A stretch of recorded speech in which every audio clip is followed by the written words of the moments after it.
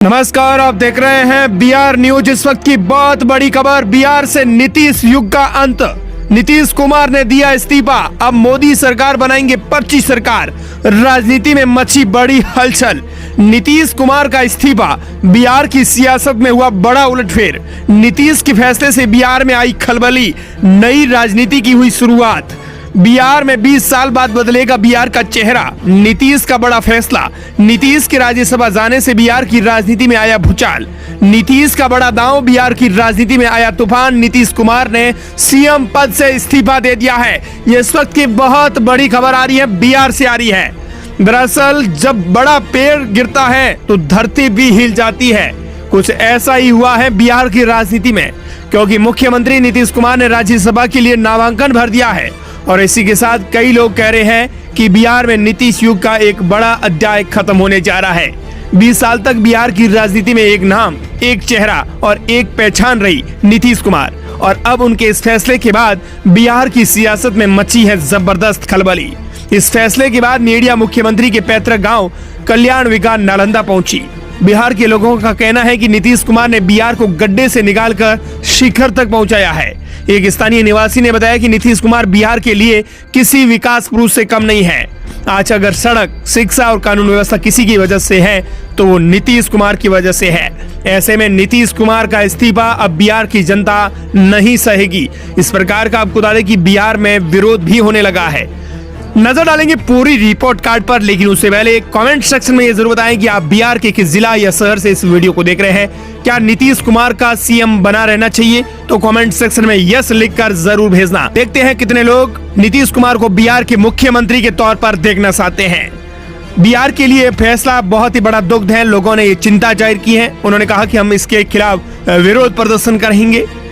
कहावत है, घर का जोगी जोगड़ा आन गांव का सिद्ध, लेकिन यहाँ उलट है। बिहार के लोग अपने ही नेता को अब भी सबसे मजबूत मान रहे हैं।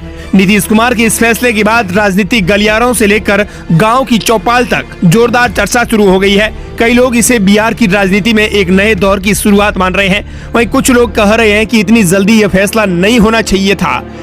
बिहार के लोगों का कहना है कि अगर राज्यसभा जाना ही था तो कुछ साल बाद भी जा सकते थे। अभी बिहार को उनकी जरूरत थी। यानी साफ है कि लोगों के दिल में नीतीश कुमार के लिए भावनाएं आज भी गहरी हैं। जिसने खेत ही सींचा हो उसी से फसल की उम्मीद रहती है, और बिहार की जनता भी यही कह रही है।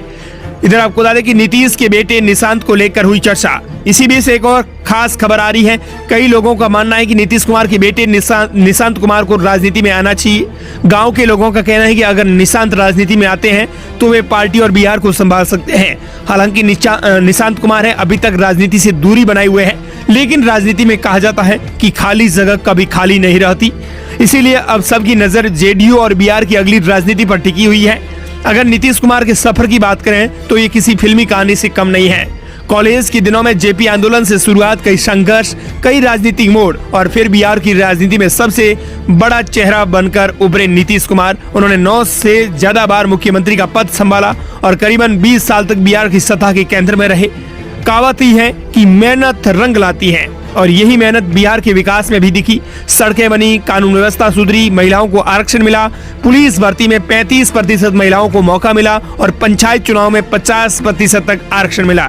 यानी कई ऐसे फैसले जिन्होंने बिहार की तस्वीर ही बदल दी।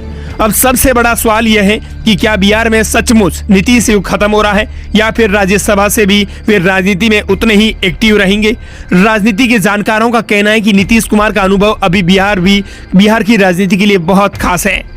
कहावत है कि पुराना खिलाड़ी मैदान छोड़ दे तो खेल का रंग ही बदल जाता है, और बिहार की राजनीति में शायद वही मोड़ अब आने वाला है।